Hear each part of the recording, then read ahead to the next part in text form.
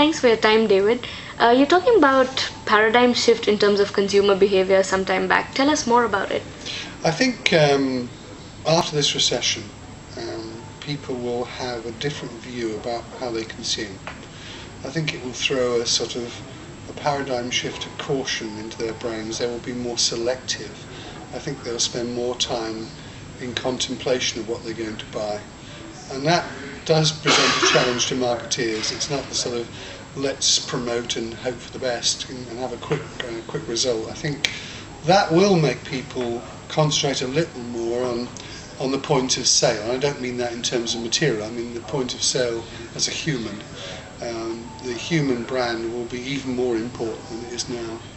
So I think that paradigm shift is very important for marketeers to observe.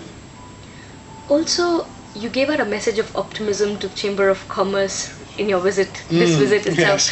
Yes. What would your message be to marketers in APAC, particularly Singapore?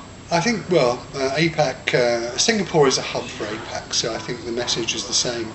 I think if you start with the principle that you curl up in a ball and say let's wait until it all goes away, then failure is almost inevitable. So I think my message of optimism to the Chamber of Commerce yesterday was not cockeyed optimism, it was practical optimism. When times get tough, it really does test the mettle of marketeers. You know, it's very easy to sell on an up, it's more difficult to sell on a down, and therefore they'll have to look to their intellectual mettle and the techniques they use, and I think that's going to be an important challenge to them. But I think there will be fewer customers around for quite a while, and therefore every part of your mix will have to work that much harder. And I think it may have to be a much more sort of eclectic mix of things to solve the problems. And finally, the last question, what are the plans for Grassroots in Singapore?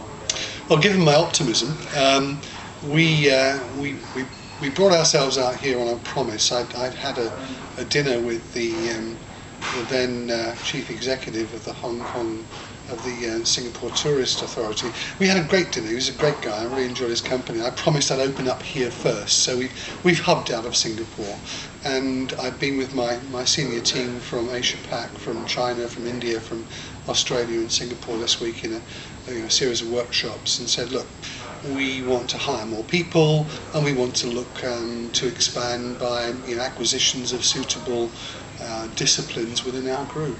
So yeah, we're going to be working harder and spending more money, which is fantastic for them and great for me, because I don't want to curl up in a ball.